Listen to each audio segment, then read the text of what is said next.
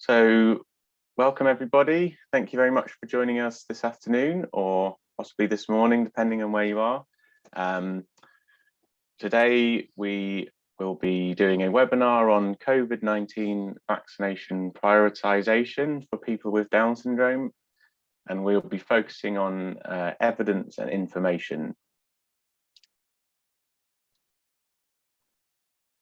If we go on to the next slide. So just a few introductions first. So on the webinar team today, we have Aziz Akala, who is the Impact Officer at DSI. We have Helen Powell, Program Manager. Myself, Nathan Rowe, also Program Manager.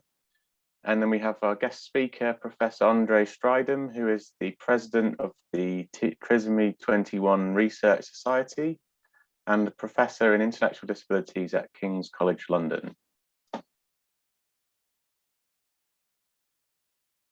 So just the agenda for today's webinar. Firstly, my colleague Helen will be talking about a bit of background to the webinar and the COVID-19 pandemic. Then she'll be talking about some results from a COVID-19 vaccination prioritization survey that we did recently and what our National Down Syndrome Organisation members have told us. Then Helen will be talking, then we'll pass over to André, who will be talking about evidence to support COVID-19 vaccination prioritization of people with Down syndrome. And then André will be talking about information about COVID-19 vaccines. And finally, we'll be doing some Q&A. So if you have any questions during the webinar, please post them in the questions section and we'll try our best to answer them at the end. And if we run out of time, we'll try our best to answer by email afterwards. So just a little, so there's a question that's just come up in the chat about whether you'll be able to access the recording afterwards. So yes, we are recording the session and we'll be sharing the recording afterwards with everyone that's attended or registered. So yeah, absolutely, we'll share the recording with you. So just a little bit of information about the webinar. So this webinar will provide feedback given to us by national Down syndrome organisations and will provide evidenced information from reliable and highly regarded sources. What we won't be doing today in the webinar is debating the pros and cons of COVID-19 vaccinations. And a few things that we would like to just state at the beginning of the webinar. So at DSI, we believe that people with Down syndrome have the right to choose if they receive a vaccine or not. And we recommend that anyone that is looking for information about vaccines should look at reputable organisations such as the World Health Organization, national health bodies in the country where you're based for information. And if anybody has any concerns about having a COVID-19 vaccination, we would recommend that you discuss these with a medical professional who knows your medical history. A little bit of information about a webinar next week. So we're going to have a follow-up webinar. This one, as I said, is about evidence around COVID vaccination prioritization. And the webinar at the same time next Thursday will be about advocating for vaccine prioritization, so more practical with some experiences of some of our member organizations. If you haven't already, you can register for the next week's webinar via a link which will be provided in the chat. You can also find that link in the handout, which we'll also share in the chat, and there'll also be a toolkit, the vaccine advocacy toolkit that we produced that we'll also share in the chat. So we'll be sharing these a few times throughout the webinar. If you miss them, you can always contact us afterwards and we can send them to you. A few key points about using Zoom. So because this is a webinar, as attendees, you won't be able to speak, but you can type comments and say hello in the chat box. And if you would like to ask a question, you can use the Q&A box to ask any questions you have. And we'll try our best to answer these during the session, but if we run out of time, we'll try and answer afterwards. If anyone has any connection problems, please let us know and we'll try and see if there's anything we can do to help. As I said, we'll be recording the session and we'll send a link out afterwards if you'd like to watch it back or share it with anyone. And we'll also be sending you a link after the webinar to a short survey. So we'd like to hear your feedback on the webinar and how you experienced it.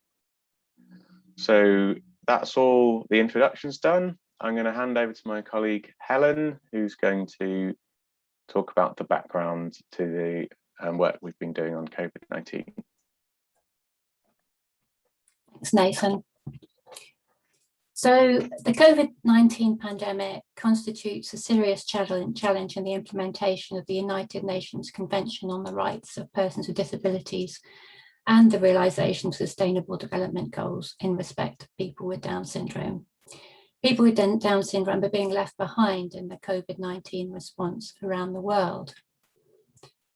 Despite growing evidence that they are at greater risk from infection and severe outcomes, not all countries have policies in place to vaccinate people with Down syndrome against the COVID-19 as a priority.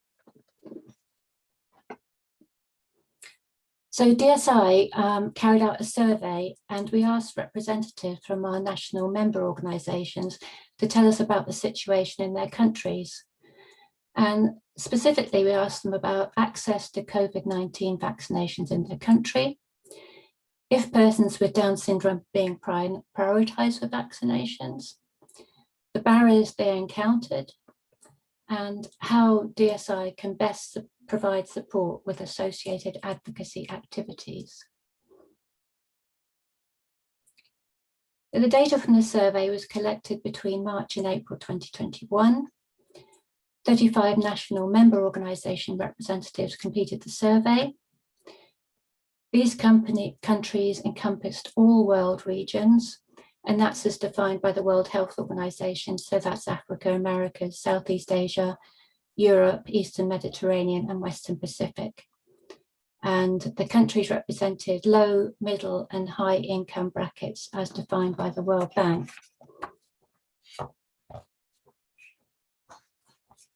To see how the situation has evolved, the survey was rerun in July 2021. The same national member organisations were asked to take part, but unfortunately, currently, not enough member organisations have completed the survey, so I won't be illustrating the July data in the results as these could be misleading. So to get an overall picture of the situation in countries, the first question we asked was, is COVID vaccination happening currently in your country? And the answer options were yes on a mass scale, only limited vaccinations, no vaccinations, and not sure. As you can see from the pie chart, 42% of countries answered yes on a mass scale, as represented by the blue segment, and 58% of countries answered only limited vaccinations, shown in the red segment. No country representatives reported no vaccinations are happening or that they weren't sure. So this data is from March and April 2021, and from survey results so far, the July data indicates that now in the vast majority of countries, vaccination is happening on a mass scale, with only a small percentage having limited vaccinations.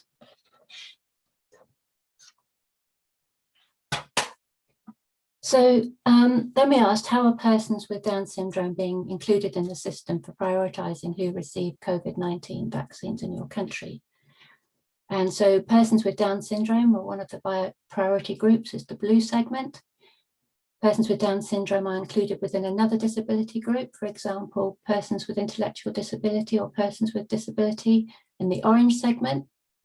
And persons with Down syndrome are only being prioritised in the same way as the rest of the population, for example, by age, health condition, or job, which is the red segment. So, and persons with Down syndrome being excluded from the vaccination are shown in yellow. And I must point out that from the free text comments associated with the question, that those that answered that persons with Down syndrome are being excluded from the programme, that was on the basis that vaccination was limited in their country and not that persons with Down syndrome were being discriminated against. So in red, you can see the largest proportion, that's the largest proportion of largest proportion of countries prioritise persons with Down syndrome in the same way as the rest of the population. And a smaller proportion, at 22%, included them within another disability group shown in orange, and only 27% of countries reported their persons with Down syndrome within one of the priority groups. And results from the initial responses from the July data show that a much greater proportion of countries are now prioritising persons with Down syndrome in their vaccine programme. And that's a trend that we hope will be reflected when we have all the data in and all the countries have responded.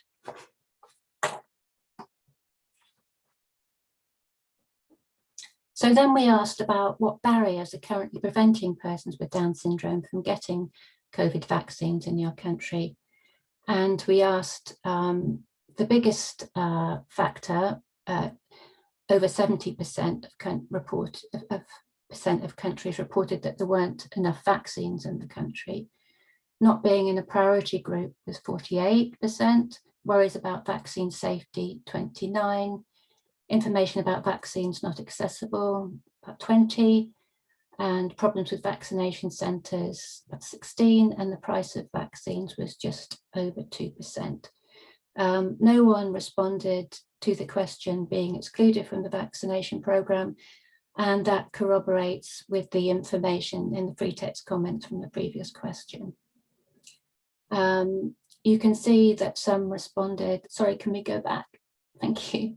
You can see that some responded to the other category in the free text and in the free text comments. This included problems with information dissemination and regional variation in vaccinations. The July survey responses are suggesting that a lack of supply in countries is still a big issue, and travelling to vaccination centres is more of a problem, so it might be more around access now. So then we asked, has your organisation done, or is your organisation doing any advocacy related to COVID-19 vaccines? And in March and April, 60% answered yes, they are. 23% answered no, but they'd like to do some, and 17% answered no. From the free text comments, the most common forms of advocacy reported were writing letters to government officials, using social media platforms, radio, newspaper, and TV. The July data so far indicates that now about 3/4 of organisations have done or are doing some advocacy, and about the same proportion as in the March-April data answered no, which may be due to a continuing organisation capacity issue.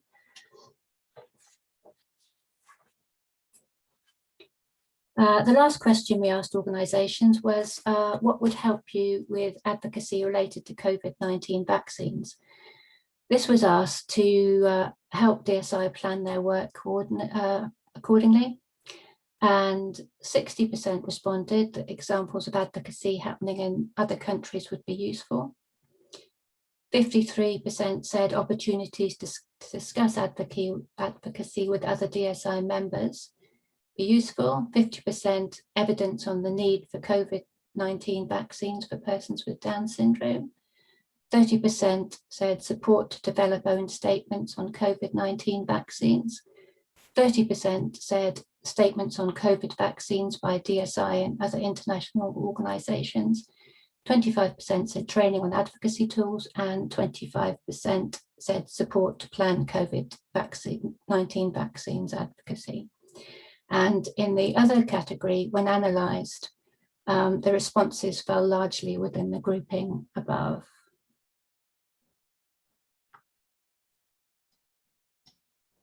So what is DSI doing in response to this?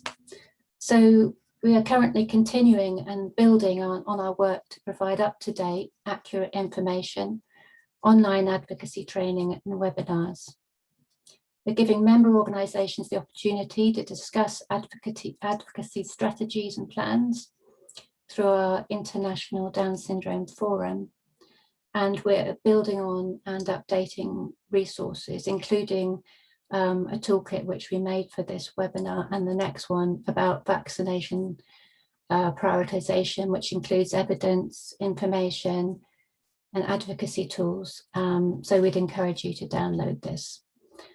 We found the survey was useful, not just to see the overall trends, which have been illustrated in the previous graphs, but also to look at individual responses to understand what is happening in specific countries around the world.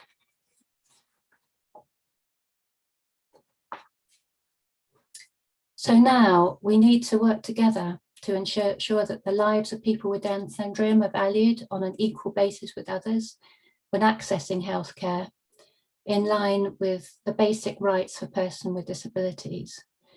We need to make sure that policymakers and healthcare planners are aware of and understand the additional risks of COVID-19 for persons with Down syndrome. Need to make sure they're including persons with Down syndrome and their support networks in a priority group to receive vaccinations. And we need to involve people, and they need to involve people with Down syndrome and their representative organisations in planning distribution of COVID-19 vaccinations and related processes.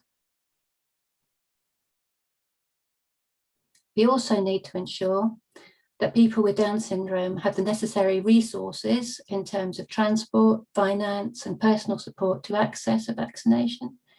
We need to make sure they can access information about the vaccine and the process in formats they can understand.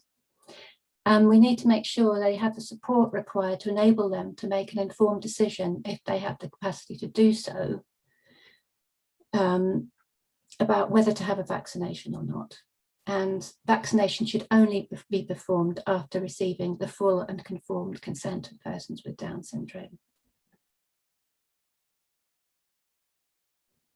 So by all working together, we really hope that we can enable more people with Down syndrome to have access to and are included and prioritised in COVID-19 vaccination programmes around the world. As a follow-up to this webinar, no, we don't need that slide till the end to see, thank you. As a follow-up from this webinar, next week Nathan will be talking about advocacy tools with presentations from DSI members from about their successful advocacy activities. I'd now like to introduce André, who's going to talk about evidence to support COVID-19 vaccination prioritisation of people with Down syndrome, and is also going to provide information about the vaccine. Thank you, André. Thank you. I'm just going to share my screen quickly.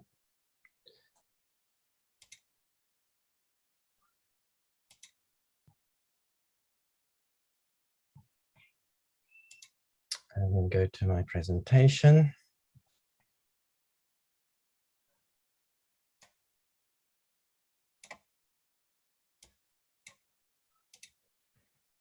Okay, so thank you for the invitation today. So what I will be talking on behalf of the Trisomy 21 Research Society. So we've done a number of surveys and projects to understand the risk of COVID-19 in people with Down syndrome.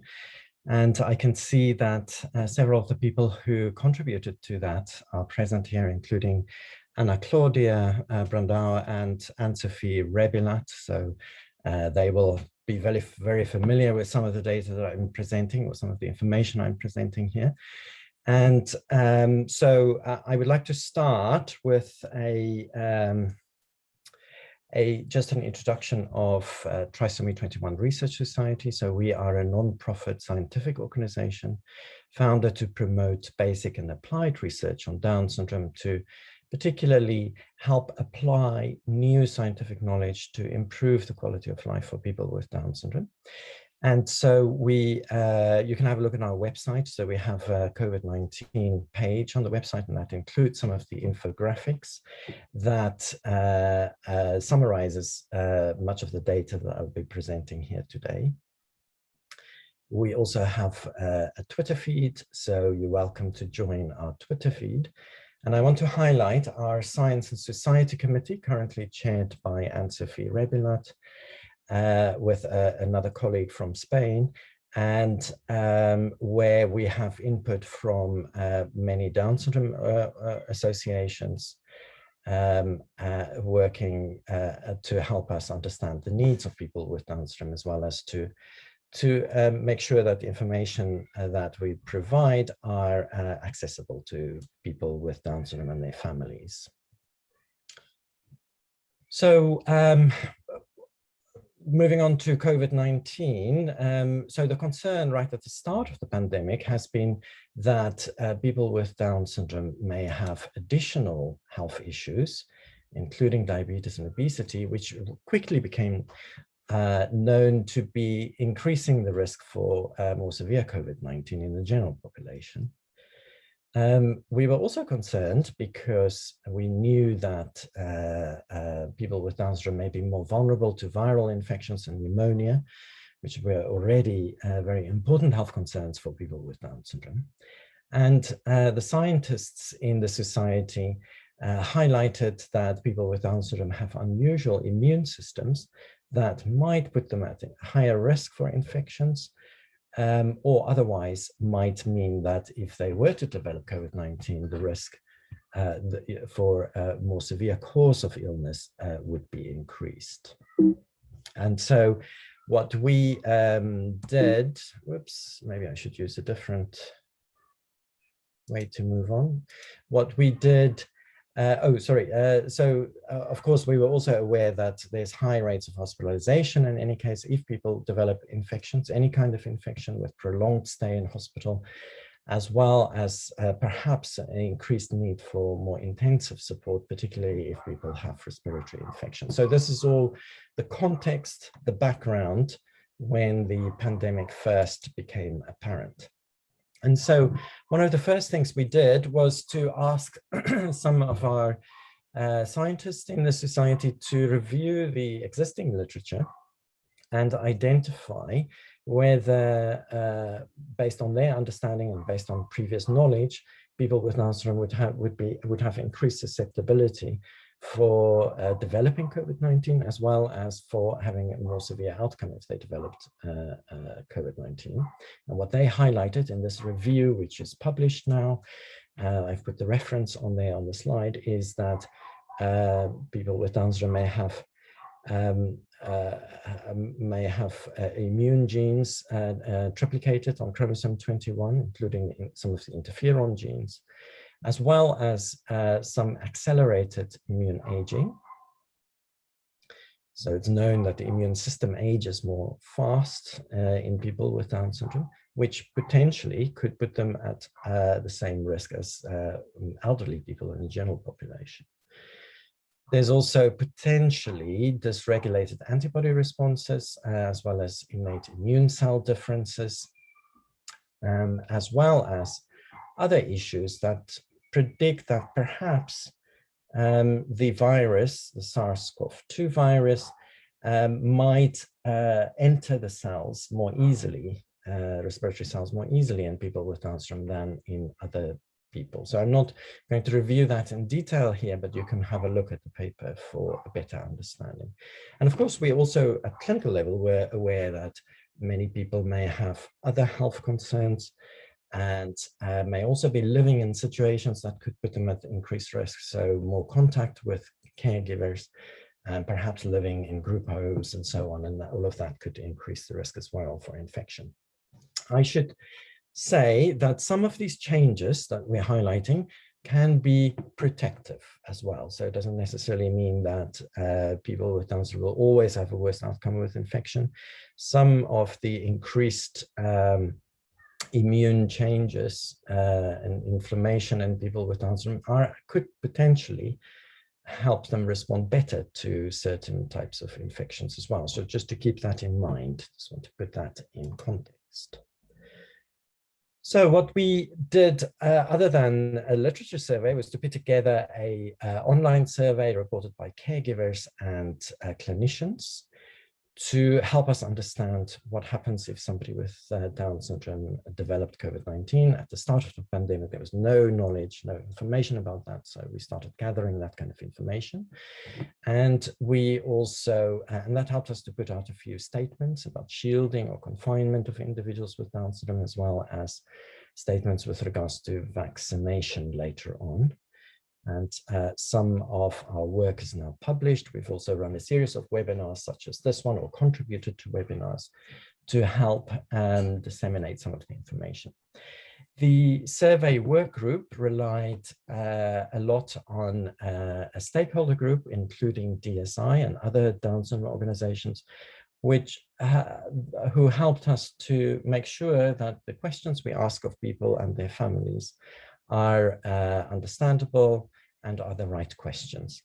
And also when we developed infographics to make sure that we present the information in the right way. So that was, it was a great experience working very closely with the Science and Society Committee, as well as with all our stakeholders.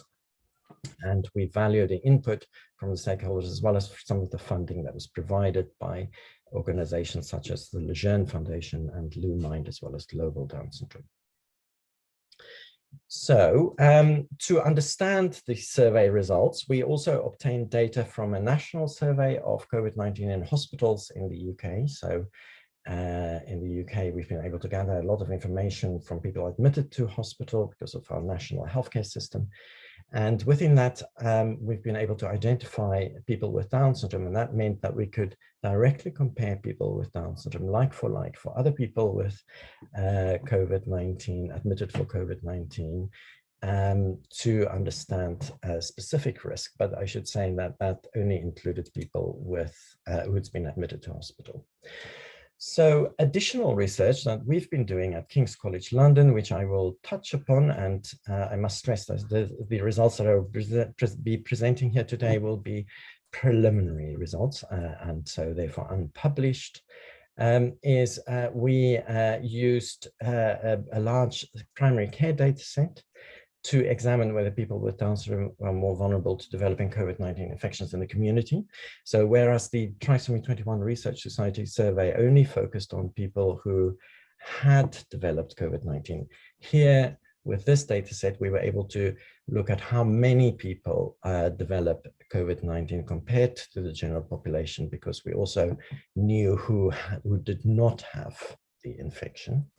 And furthermore, we used the ISARIC 4C hospital survey that I mentioned already to look more in depth about what happens when people with Down syndrome and other intellectual disabilities, so it's a broader group of people here, what happens when they are admitted to hospital in terms of access to treatment, because we felt that that's another important concern for people with Down syndrome and other learning disabilities and their families.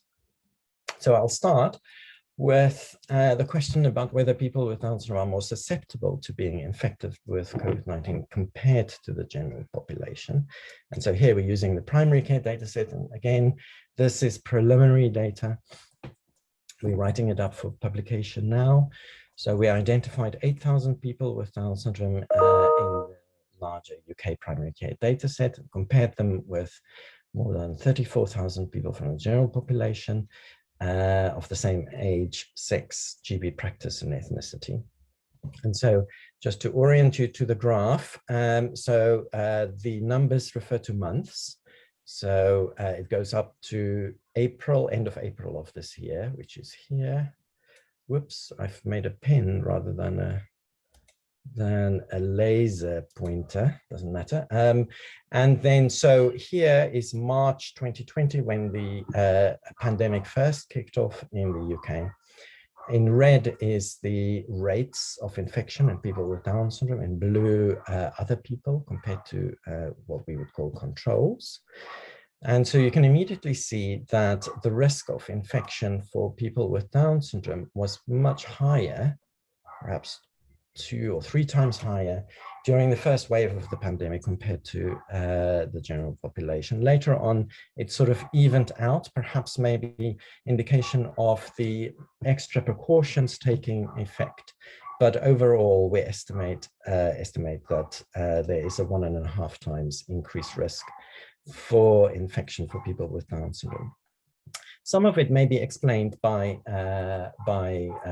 other conditions, comorbid conditions, and in particular, it looks like people with Down syndrome and who have chronic respiratory issues, so already known to have lung problems or often present with lung infections, they seem to be the ones who are particularly vulnerable to catch COVID-19.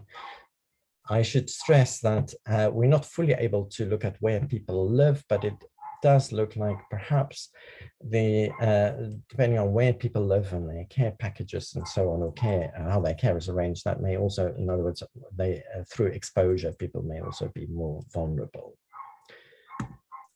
So next, we use data from the Trisomy 21 Research Society to look at symptoms. So what happens when people are infected with COVID-19? What does it look like? Is it different from other people in the general population? I've already mentioned the survey. We have more cases now in our recent published report. We've included more than 1,000 cases, but the data is, the results are fairly similar. So just to highlight that about half of the cases I'll be presenting here today have been hospitalized. Most of them have recovered. And when I talk about comparisons with the general population, I will be referring specifically to people in the UK. So in terms of presentation of symptoms, so it's very similar to the general population. So people with Down syndrome will also be presenting with fever, with coughing, with shortness of breath. And in children, more sort of upper respiratory symptoms, so runny nose, perhaps throat complaints. It's the same as in the general population. The more short of breath people are, the more likely they are, of course, to be admitted to hospital. Again, that's similar to the general population. So now comparing directly with the general population and talking about people who've been hospitalized, admitted to hospital, the things that are different for people with Down syndrome is when they are admitted and upon admission, it looks like people are more likely to be confused or have altered consciousness, which usually means that people are more severely affected by the illness.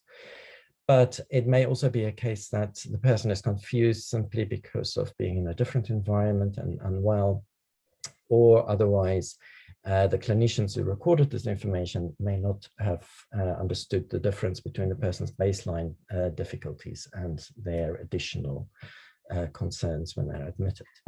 What seems to be less commonly reported in people with Down syndrome admitted to hospital is joint pains, muscle aches, and nausea. And this may be simply because the person is less likely to say that they have aches or pains or are nauseous.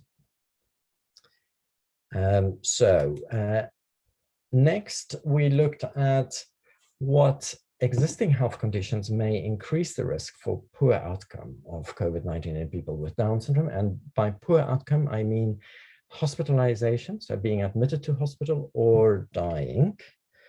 And so what we were able to identify is that older adults with Down syndrome are more likely to have a worse outcome of COVID-19, so being hospitalized, for example. People with issues with weight, so obesity, people who have been diagnosed with dementia or Alzheimer's disease, men. And in addition to that, some people with a history of congenital heart defects may be more likely to be admitted to hospital, but not necessarily die because of COVID-19. So many of these risk factors are similar to the general population, so age, obesity, dementia, and being male. Potential risk factors for people with Down syndrome. So some people with Down syndrome with these conditions may have a worse outcome. include reflux, obstructive sleep apnea, as well as a history of lung problems, so emphysema or asthma.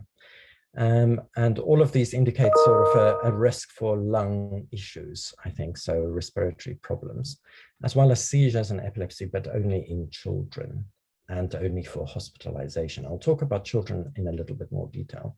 Things that did not seem to matter in terms of severity of illness, didn't make people more severely ill, is living condition. So I've already mentioned that living condition may put more people at risk of developing COVID-19, but it does not necessarily, is not necessarily associated with becoming more severely ill. As well as level of intellectual disability does not seem to have an effect on severity of COVID-19, neither does thyroid disorder or having additional behavioral or mental health concerns. So next, we wanted to look at what happens when people with Down syndrome are admitted to hospital with COVID-19. And firstly, looking at additional medical problems, also called complications of COVID-19, and to see whether that's different from other people with COVID-19. And so what we noted was that what seems to be more common in people with Down syndrome admitted to a hospital is lung complications, viral and bacterial pneumonia on top of having COVID-19, as well as something more severe called acute respiratory syndrome, when basically the lungs start failing. But other complications were as common in people with Down syndrome as in the general population. That included heart complications, so heart arrhythmias, for example, kidney problems, and anemia. And finally, our survey looked at whether people with Down syndrome are more at risk of dying of COVID-19. So at first glance, it looked like the risk doesn't matter whether we compared people in Spain or in America or in the UK. Risk in people with Down syndrome was slightly increased, it seemed, so slightly higher than in the general population. So here's individuals with Down syndrome, or perhaps even similar in some countries. And there's, for example, the general population in the UK.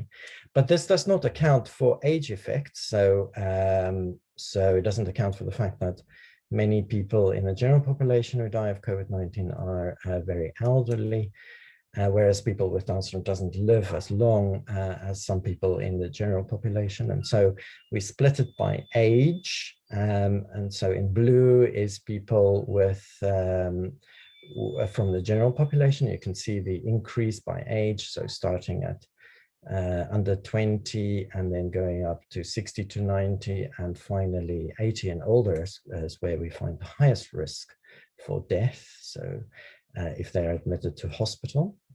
And compared to people with Down syndrome in red, what seems to happen is that the risk, age-associated risk, is simply shifted down the age, and so that the risk may be relatively similar overall, but it's much higher if you compare it by age, and it's highest for adults with Down syndrome over the age of 40. So from here onwards, we can see a big increase in risk for death if people with Down syndrome are admitted to hospital.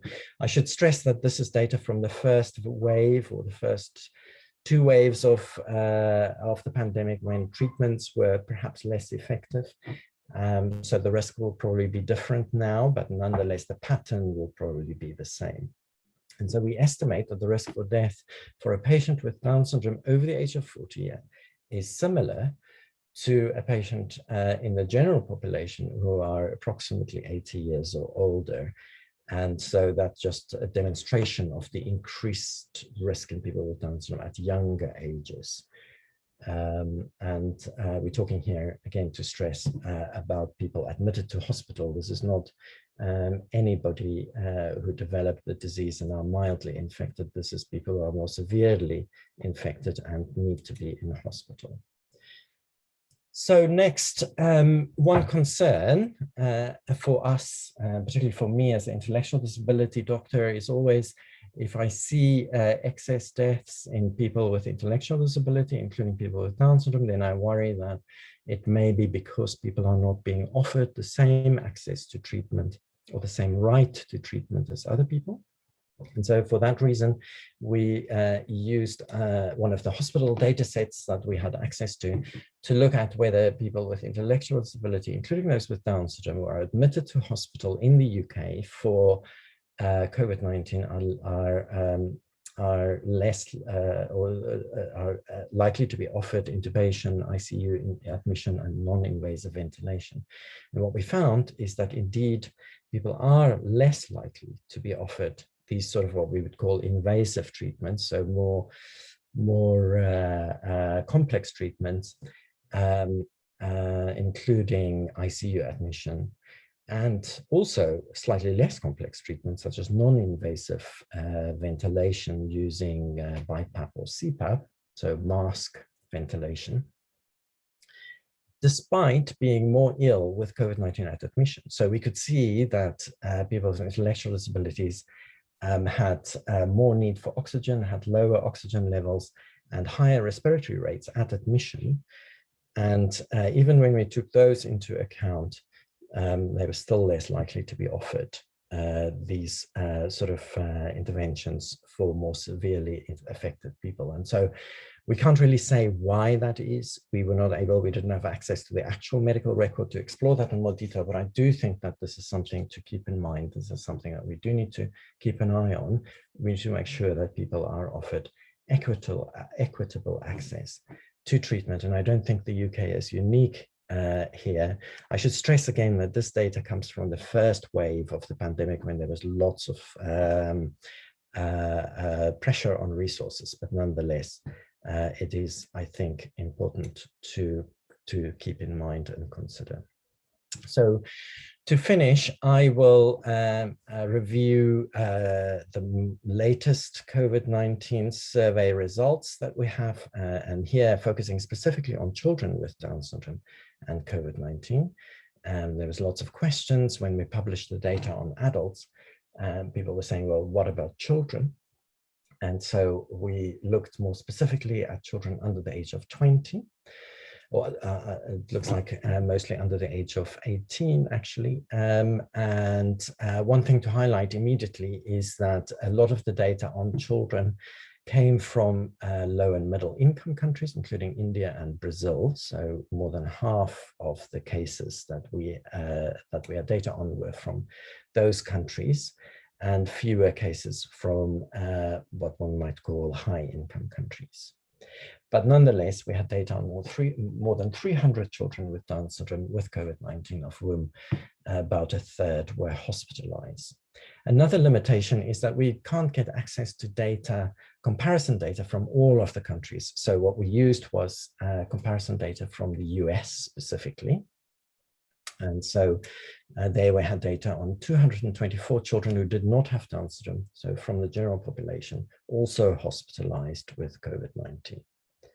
So we can make comparisons. And so what in that sort of limited comparison that we could make, we found that hospitalized children with Down syndrome had significantly higher rates of cough, fever, nasal congestion, and shortness of breath.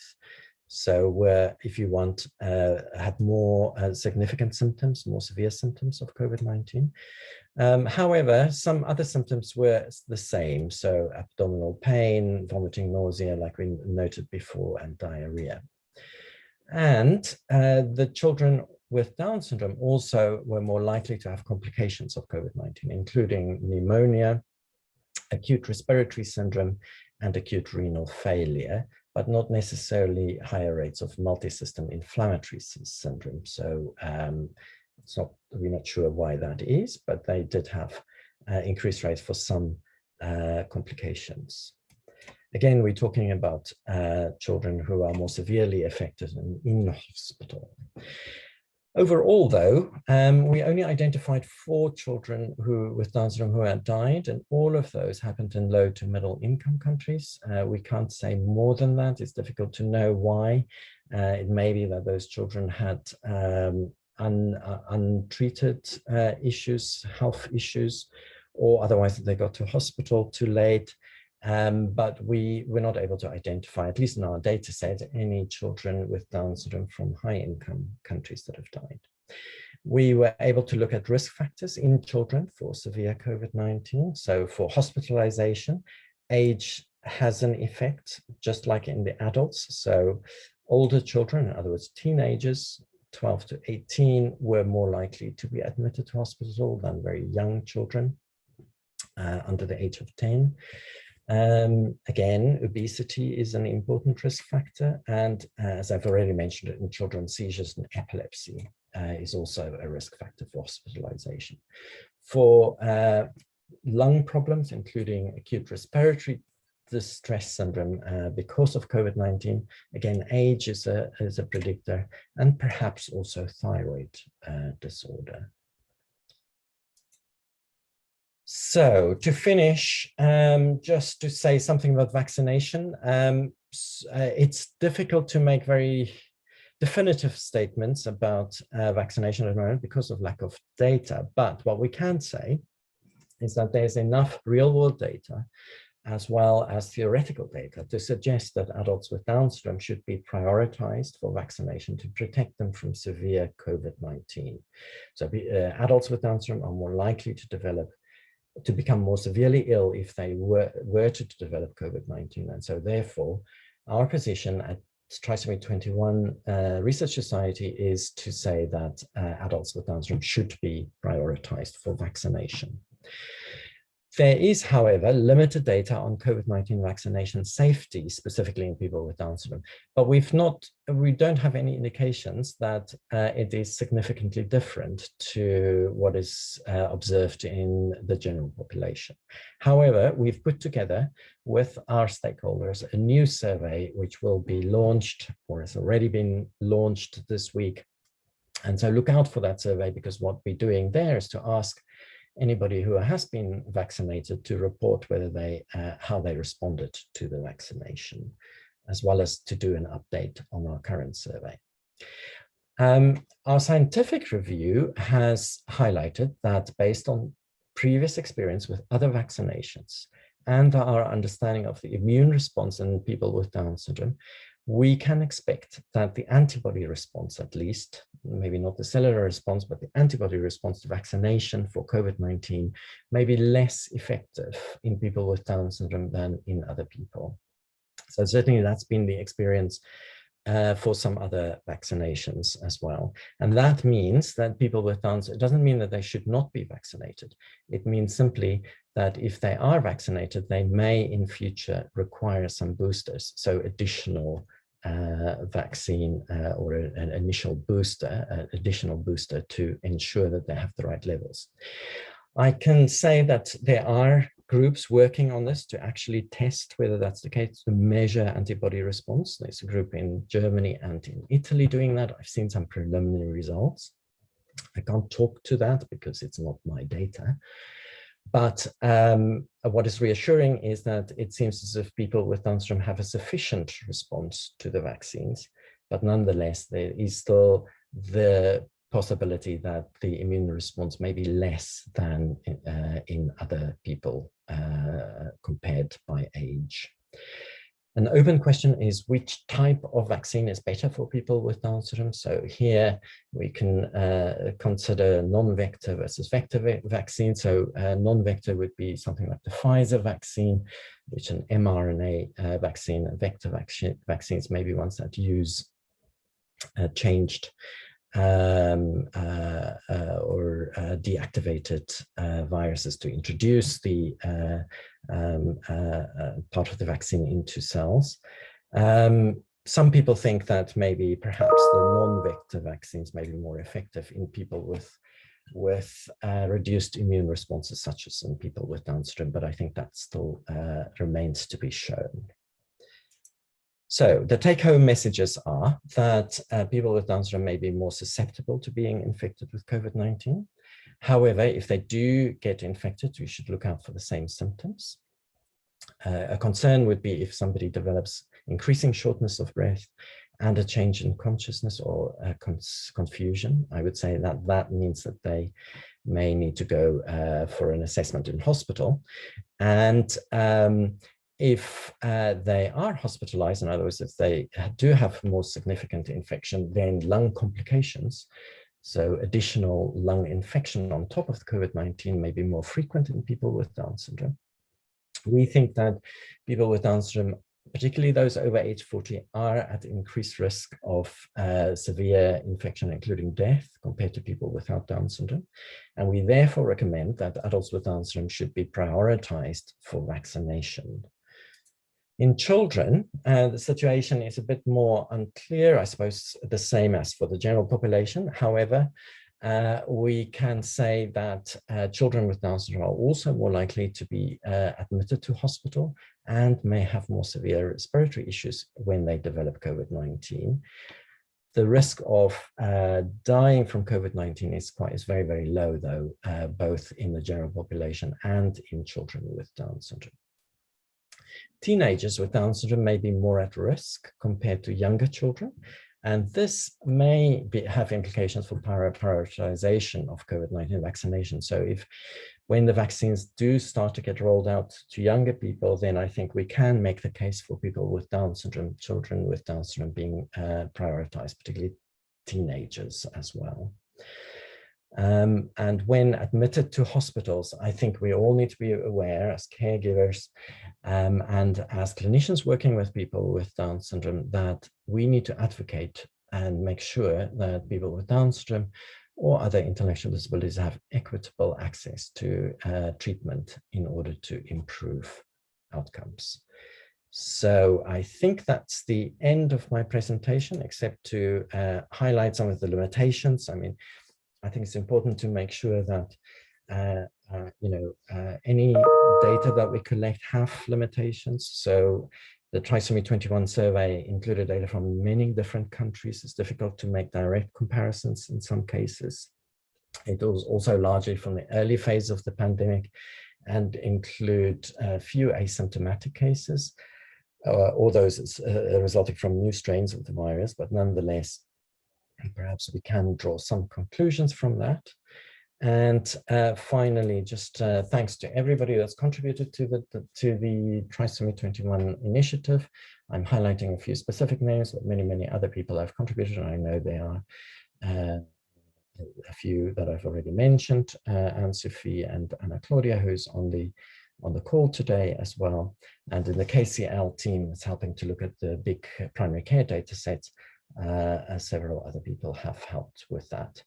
And so with that, I would like to finish, and I will stop sharing my screen.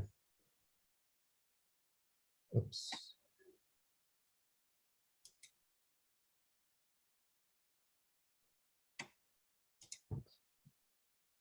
There you go.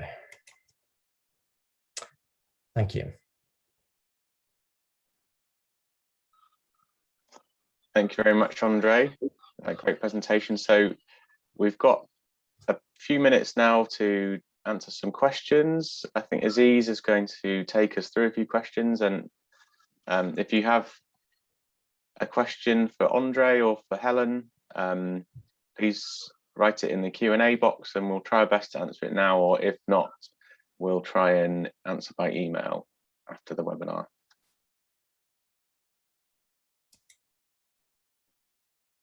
Yeah, sure. So I'll start with our first question from Ashley, and she asks, is there any findings regarding a possibility that vaccines have an effect on the menstrual cycle? Oh gosh, I don't know. I'm not aware of that. I don't know if somebody in the audience would know. I'm not aware of any such effects. But I think the short answer is I don't know, really. Thank you.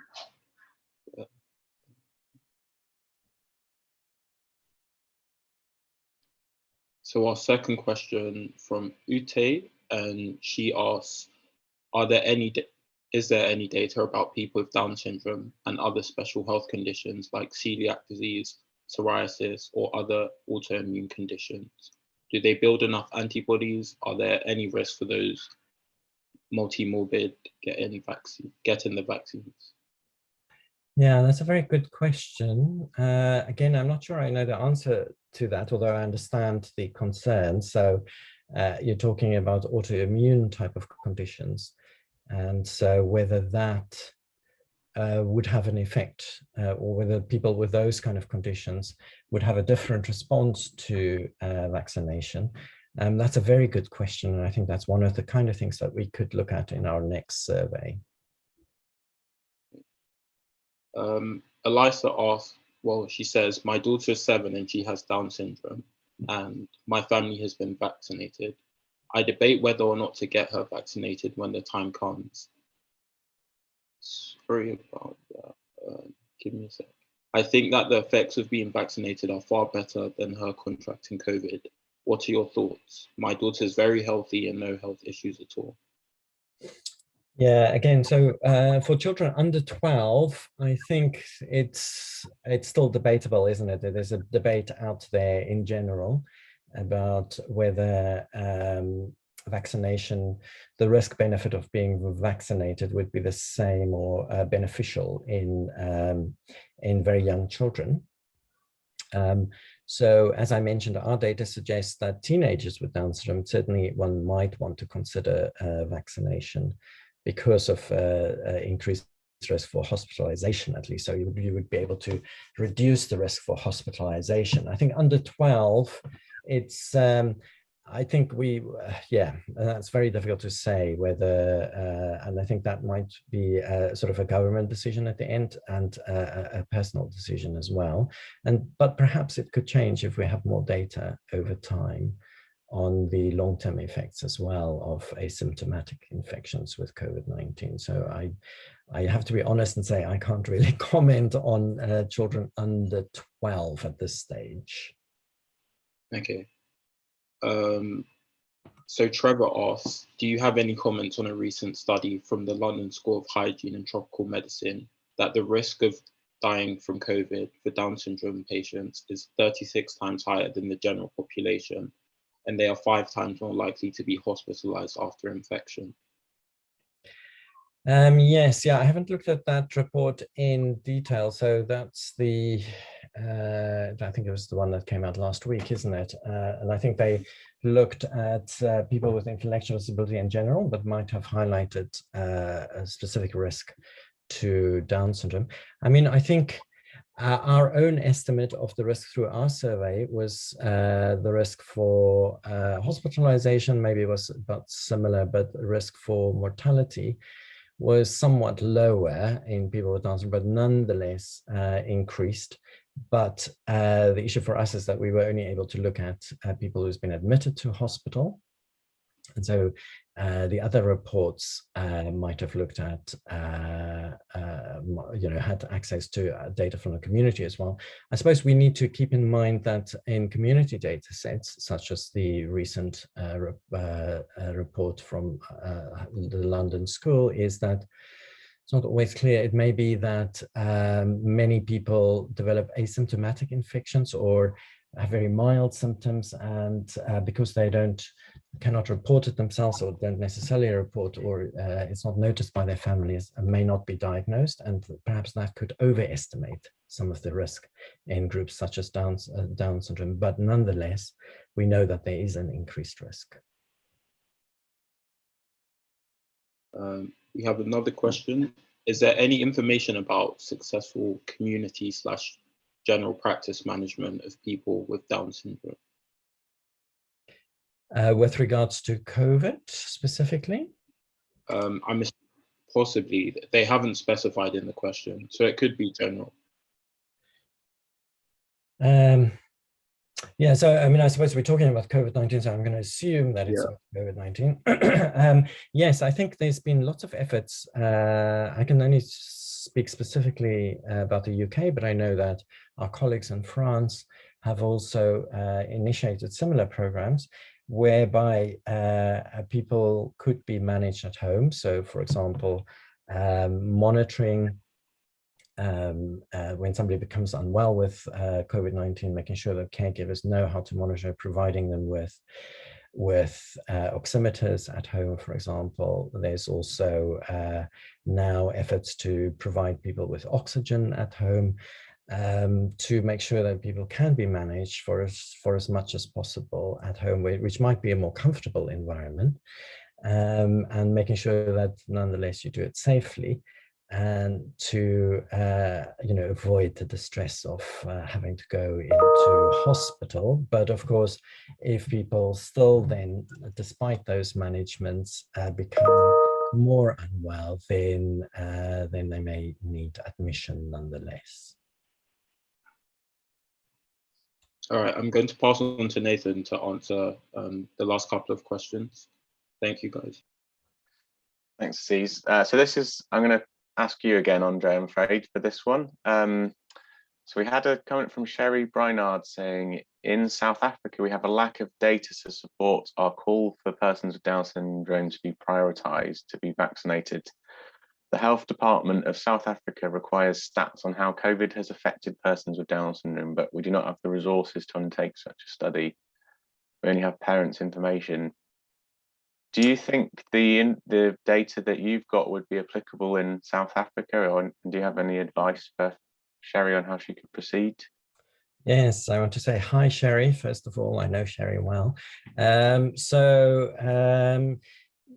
I think that, the reason why we undertook specifically international survey is because we wanted to understand whether the risk is the same across the world, and it does seem to be similar. And I think one can extrapolate from the data that we have in India and in Brazil to other middle-income countries such as South Africa to say that indeed it is likely that South Africans with Down syndrome may be similarly have similar risk if they were to develop COVID-19 to those in Brazil, for example. And so I think that should be sufficient.